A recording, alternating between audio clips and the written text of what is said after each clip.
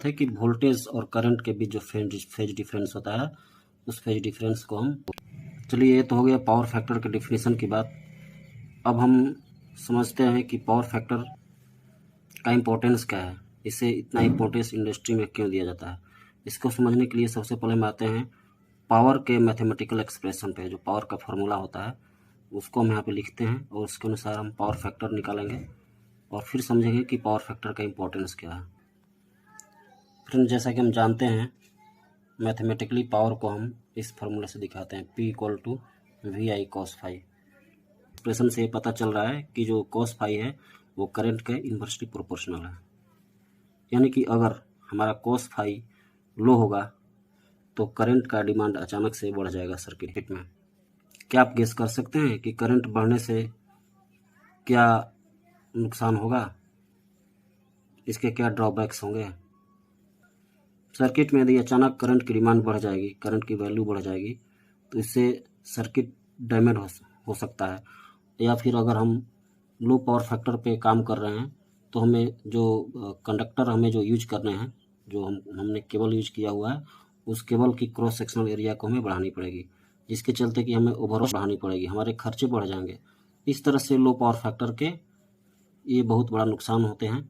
और इसका दूसरा नुकसान यह है कि हाई करंट होने से सर्किट में कॉपर लॉस बढ़ने के चलते पूरे सिस्टम की इफिशियंसी घट जाती है।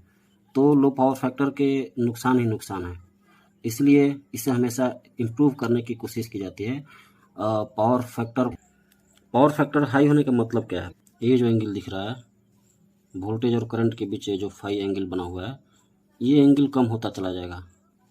आइडियल केस ये है, आदर्श स्थिति ये है कि ये जो लाइन है करंट की, ये वोल्टेज वाली लाइन से कोइंसाइड कर जाए, मतलब बिल्कुल इसके ही डायरेक्शन में ये चले, तो इसको हम लोग यूनिटी पावर फैक्टर बोलते हैं। क्योंकि दोनों के बीच का जो एंगुलर डिफरेंस है वो 0 हो जाएगा, यानी कि cos φ जो यहाँ पे cos 0 हो जाएगा, और cos 0 का वैल्यू होता है 1, इसलिए 1 से इसको यूनिटी पावर फैक्टर बोला जाता है। एक आइडियल केस है, ये पॉसिबल होता नहीं एक्चुअली प्रैक्टिकली, तो हमारा कोशिश ये होता है कि पावर फैक्टर को हम 0.9 तक रखें। हालांकि सभी केसेस में 0.9 भी पॉसिबल नहीं होता है, कभी 0.8, कभी 0.9, कभी 0.7 तक भी होता है। तो ये हमारा कोशिश यही होता है कि पावर फैक्टर को ज़्यादा से ज़्यादा हाई रखा जाए। ये जो डायग्राम है ये लो पावर फैक्टर का है। अगर पावर फैक्टर हमारा यूनिटी हो जाता है तो ये जो करंट की जो लाइन है ये वोल्टेज की लाइन को कोइंसाइड कर जाएगा। यहाँ पर देखिए, ये जो पावर फैक्टर इम्प्रूव होने के बाद का ये डायग्राम है, ये करंट की लाइन जो है वोल्टेज की लाइन से कोइंसाइड कर गई है, यानी कि दोनों एक ही डायरेक्शन में हो गए हैं। तो ये यूनिटी पावर फैक्टर का कंडीशन है। हालांकि प्रैक्टिकली ये पॉसिबल होता नहीं है, तो हमारा कोशिश ये रहता है कि ये जो डिफरेंस है ये कम से कम हो जाए। मतलब समवेयर अगर ये यहाँ पे लाइन है तो ये इम्प्रूव होने के बाद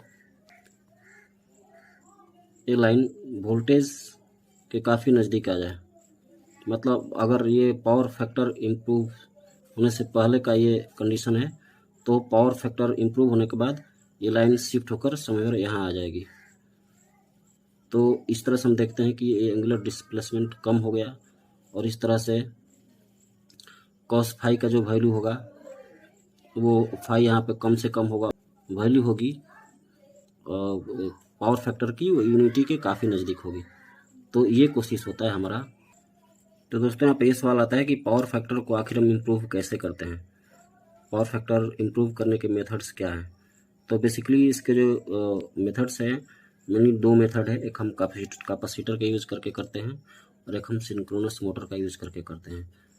ये एक बेसिक प्रॉपर्टी जो होता है कैपेसिटर का कि वो करंट को लीड प्रदान करता है। तो इस तरह से करंट का जो वेवफॉर्म है वो वोल्टेज के वेवफॉर्म को लीड करेगा, और इस तरह से पावर फैक्टर में इम्प्रूवमेंट हो जाएगी। तो इस वीडियो को यहीं तक रखते हैं। आशा है कि आप यहाँ तक की इस वीडियो में जो बातें बताई गई है उसको अच्छी तरह से समझ गए होंगे। अगर आप दोस्तों डिटेल में जानना चाहते हैं कि कैपेसिटर पावर फैक्टर को कैसे इम्प्रूव करता है, तो इस पर हम डिटेल में वीडियो बना सकते हैं। आप हमें कमेंट बॉक्स में लिख के बताइएगा। आपसे